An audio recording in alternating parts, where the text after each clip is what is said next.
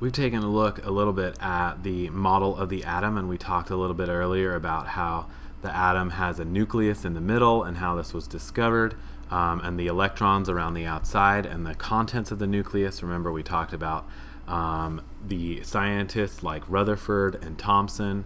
And so we can see now on this screen that we have this progression of the model of the atom over time, and we kind of talked about this a little bit before. But when we talked about J.J. Thomson, all they knew about at that time was the electron, right, in the 19th century. And so it was described as a ball of positive charge containing just a number of electrons. So there was just this blob. And remember, we called that the plum pudding model or the chocolate chip cookie model. Along came Rutherford in the early 20th century, and he discovered using the gold foil experiment that most of the atom was focused in the nucleus. Most of its mass was contained in the nucleus, and that was a small positively charged ball, and then around that we have the negatively charged electrons. Well, we're going to talk today about a guy by the name of Niels Bohr and how he discovered that these electrons are actually traveling in an orbit or circling around the nucleus. And I shouldn't say circling because they're not going in a circle. They're not going in a ring around the nucleus, which is contrary to probably what you've been taught your entire life. And even in this diagram, it shows them going in an orbit around the nucleus. And it's not really a good representation of how they are. We're going to take a look at how the electrons travel around the nucleus pretty soon here. So we call today's model the quantum mechanical model, and we're going to talk about quantum mechanics a little bit in this lecture and the next lecture. And basically what it is a combination between these two.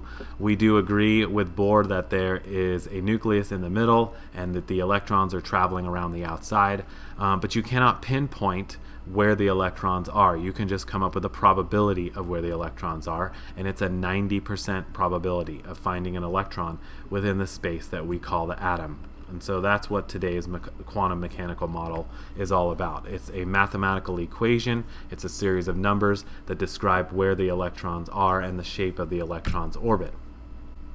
So before we can get to the shape of the orbit and how they travel around the nucleus, we have to talk about how Niels Bohr came up with the idea of these electrons being in energy levels. And these energy levels are like a ladder, okay? You cannot travel, you can travel up and down the ladder, but you cannot stand in between a ladder rung, okay? The lowest rung is the lowest energy, and as you move away from the nucleus, as you get more and more energy, then you are moving further away from the nucleus. So we call those the higher energy levels. So the highest rung on the ladder would be the highest energy level. Just imagine a tennis ball on the end of a string. The harder you put more energy into it, okay, the harder you spin it, the further away it wants to pull from you. And electrons are kind of the same way. The higher energy they have, the further from the nucleus they are. So Bohr did a bunch of different experiments that determined how these energy levels existed, and that's what we're going to talk about right now. Basically his experiment, and it's kind of confusing. You really have to pay close attention and just bear with me, just follow along as best you can, okay? So matter, we know, absorbs and emits light of different colors due to the arrangement of the electrons. And every single element, every atom has a unique color because of these different number of electrons. Well, how did he figure this out? Well, light travels in waves, okay? We know this.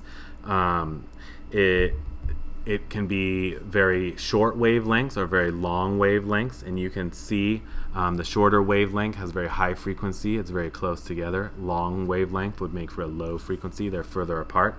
And these different wavelengths and different frequencies cause the different colors. Okay, so you can see up here at the top, the red is kind of a longer wavelength, whereas violet down at the bottom is a much shorter wavelength. Okay, you've heard of the phrase Roy G. Biv, maybe red, orange, yellow, green, blue, indigo, violet. These are all the colors of the rainbow, and all these colors are a part of the electromagnetic spectrum. Okay, so the spectrum is a chart or a graph, and you can see down here on the bottom, this down here is the electromagnetic spectrum. The visible light portion of the electromagnetic spectrum is just a small part. So the electromagnetic spectrum is a chart. It shows all the different wavelengths from 10 to the second nanometers all the way up to 10 to the negative 13th nanometers, very, very close together. TV waves, radio waves, microwaves, gamma rays, all of these are different types of waves that appear on the electromagnetic spectrum. And this small tiny part right here, okay, they kind of spread it out a little bit, is the rainbow part, the visible light part, okay?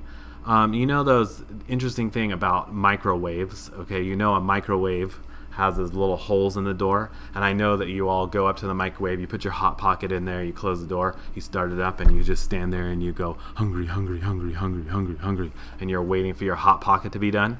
Well, the thing that stops your brain from being cooked are all those little holes in the door, okay?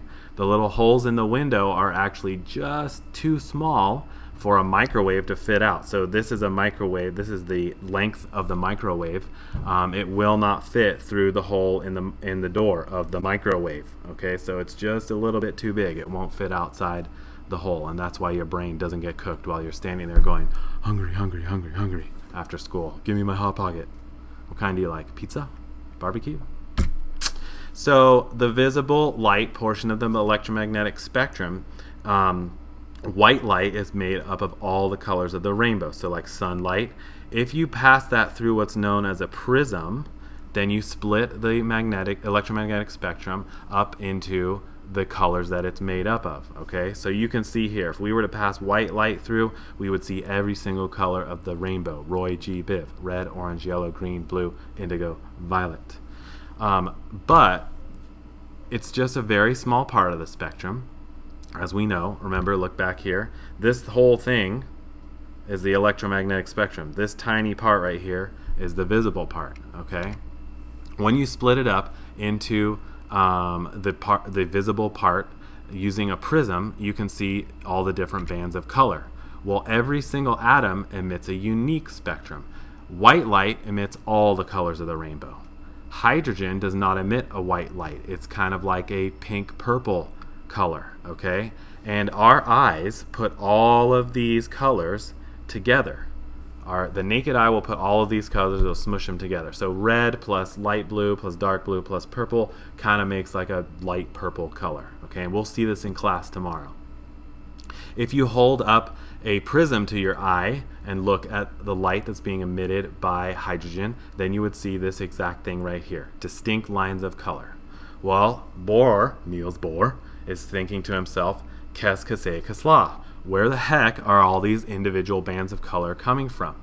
And so what he decided was that it must be from the fact that these electrons travel in different energy levels, and when they get excited by heat or energy, so you can heat up electrons, you can electrify them using electricity, they jump up to a higher energy level. Remember, that's further from the nucleus. More energy, further from the nucleus. When the electrons return to the ground state, okay, very important that you know this term, ground state, they release this energy, and the energy has to come out because remember, the law of conservation of energy says that it cannot be created or destroyed. So the energy goes in, it jumps up. When it returns to the ground state, the energy has to go somewhere, and it's released as light of a specific color, okay?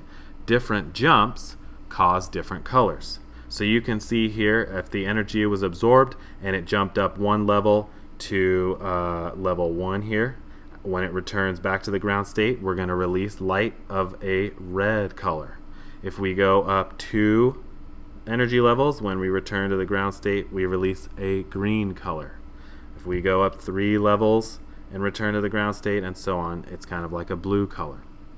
All right, so the emissions of the hydrogen atom, these different lines that appear in the spectrum, remember, this is not to the naked eye. This is only through a prism. These are what are caused by the different jumps of the electrons, okay? And this is why Niels Bohr thought that the electrons must exist in energy levels, because of these different lines that show up, okay? So we'll talk more about this in class.